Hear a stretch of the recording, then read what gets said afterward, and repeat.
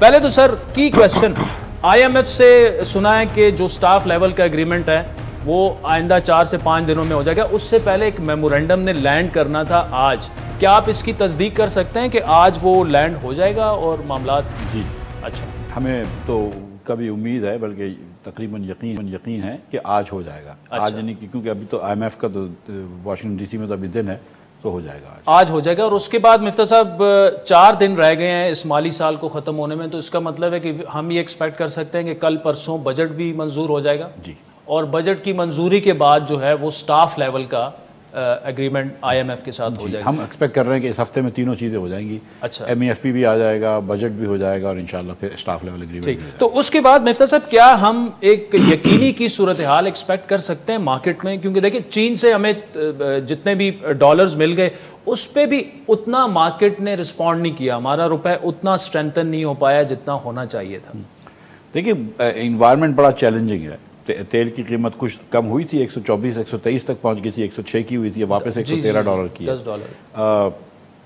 جب تک کہ تیل کی قیمت میں تھوڑی سی کمی نہیں آئے گی روپے پہ پریشر رہے گا. ہماری انرجی امپورٹس جو ہیں وہ بہت بڑھ چکی ہیں. جیسا آپ جانتے ہیں, ہم اور میں آپ بات کر رہے تھے شو سے شروع ہونے سے پہلے کہ LNG کتنا مہنگا ہو گیا ہے. اتنا مہنگا ہو گیا $40 کا کہ حکومت نے اس بار نہیں لیا, اور ہم نے 4 ونڈوز پہ ہم نے بیڈنگ کروائی تھی. صرف 3 پہلی ونڈوز پہ کسی نے بڈ بھی نہیں کری, صرف چوتھی ونڈو پہ ایک بڈر آیا. تو مطلب دنیا میں اس وقت اتنی شارٹیج ہو گئی ہے کہ مطلب ہم اگر مغرب جرمنی سے یا فرانس سے کمپیٹ کر رہے ہیں تو اتنی امیر مارکیٹوں سے تو ہم کمپیٹ نہیں کر سکتے. تو انرجی بڑی مہنگی ہو گئی ہے. جب تک کہ تھوڑی سی انرجی کم نہیں ہوگی, روپے کے اوپر پریشر تھوڑا سا تو رہے گا. ہم باقی امپورٹ کم کرنے میں کامیاب ہو چکے ہیں, 10-12-15% ہم نے امپورٹ باقی کم کر لیا, نان انرجی امپورٹ. لیکن میرے خیال سے 1 آدھ مہینے کے اندر انشاءاللہ تعالی ہم اس کو تقریباً سنبھال لیں گے. ٹھیک. مفتیٰ صاحب اس سے پہلے کہ ہم معیشت کی طرف بڑھیں, ایک بڑا سیاسی کی کویسچن ہے جو مجھے بڑا بادر کر رہا ہے, اور وہ اس لیے بادر کر رہا ہے کہ جب سے آپ آئے ہیں آپ نے صرف مشکل فیصلے کیے ہیں, اور ہمارے تلخ سوالات کا, تلخ ٹویٹس کا بھی آپ جواب دیتے رہے ہیں. ساتھ ساتھ میں یہ خبریں بھی چل رہی ہیں کہ ڈار صاحب کو جو ہے وہ واپس لایا جا رہا ہے, اور شاید فائنانس منسٹر بھی جو ہے, اب دیکھیں وہ ان کا ملک ہے, وہ بالکل آئیں, لیکن اس طرح کے سگنلز مارکیٹ کو بھجوانا کہ کوئی اور آ جائے گا, کچھ اور پالیسی آ جائے گی, how do you feel about it?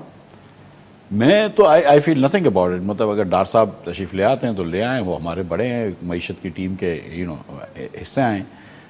ہم جو بھی فیصلے کرتے ہیں, پیٹرول بڑھانے کا فیصلہ تھا, نہیں کیا تھا, جب کیا تھا, ڈار صاحب اس فیصلے میں شامل ہوتے ہیں. ضروری نہیں کہ ڈار صاحب کے ایگریمنٹ سے ہی ہوتا ہے. ابھی ہم اسٹیٹ بینک کے گورنرز کے بھی انٹرویو کر رہے تھے تو ڈار صاحب اس میں بھی شامل تھے. تو ڈار صاحب فیصلوں میں شامل ہوتے ہیں. ڈار صاحب ادھر بھی تشریف لے آئیں گے تو اس میں کیا بری بات ہے؟